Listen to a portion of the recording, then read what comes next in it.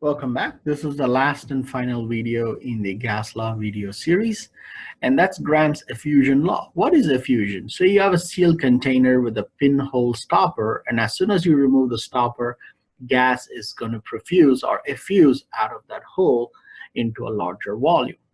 Okay, and that's effusion.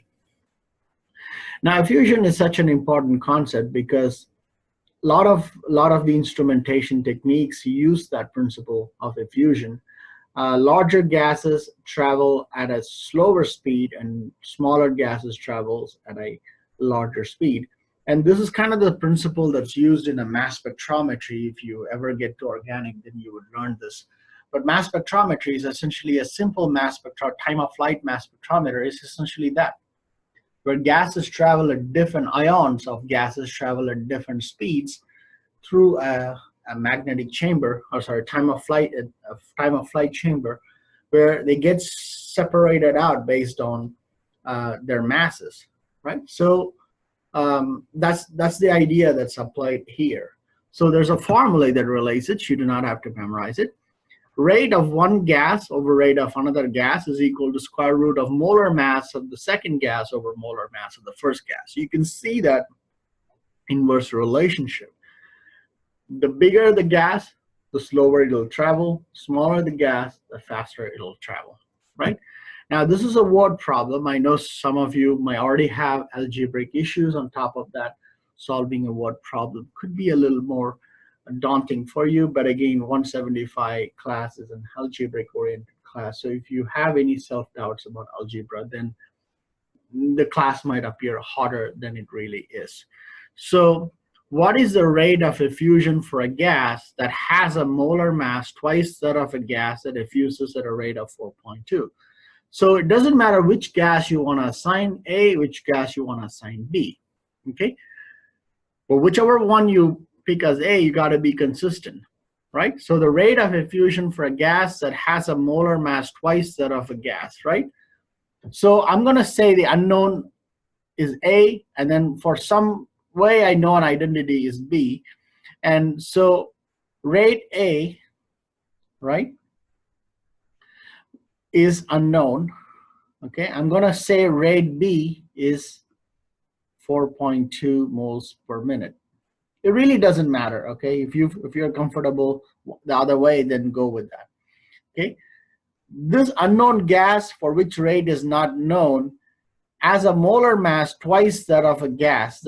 So molar mass of gas A is twice that of molar mass of gas B. So molar mass of gas A is twice that of molar mass of gas B, right? So if you go back to this expression, rate A, let's call it X.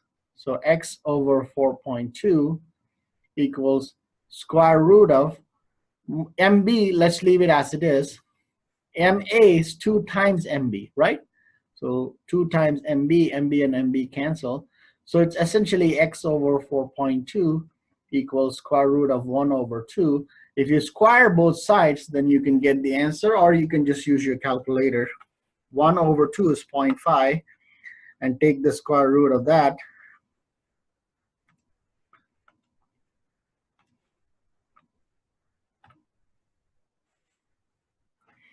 And then you multiply that by 4.2, right?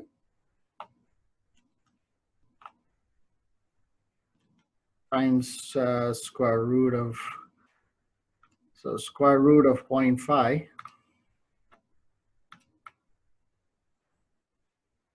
times 4.2. So that's about 2.96, right? That's the rate of effusion of gas A. You do not have to do any conversion, but it is a little difficult for some of you to actually make sense of the word. So that's why I want to do one more, okay? The gas effuses at 4.25 times faster than that of iodine gas. This is a much easier problem because we know one of the gas's identity. What is its molar mass? Again, it doesn't matter which one you want to assign iodine gas to, A or B, it doesn't matter. A gas effuses 4.25 times faster than iodine. So let's say I give iodine B. That means anything to do with iodine is B. Anything to do with the unknown is A. Okay? So that means the rate of effusion of this unknown gas is 4.25 times of rate B, which is what iodine is for, right? And then the molar mass of iodine we already know is, which is MB, is I think 252 grams over mole. So now we need to find MA, right?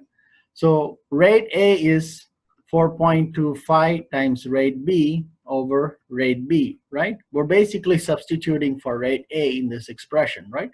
Equals square root of 252 over X, right? That's X. So you can do two things. Because X is inside the square root, the only way you can solve this problem is square both sides. Again, this is something you may have learned in your math class. So 4.25 square equals 18.06 equals 252 over X. Now X equals 252 divided by 18.06 is 13.95, about 14 grams per mole. So the answer choice is A. And I have one more problem for you to solve, which is very similar to the problem above. And that's it. I am done talking to you about gas laws.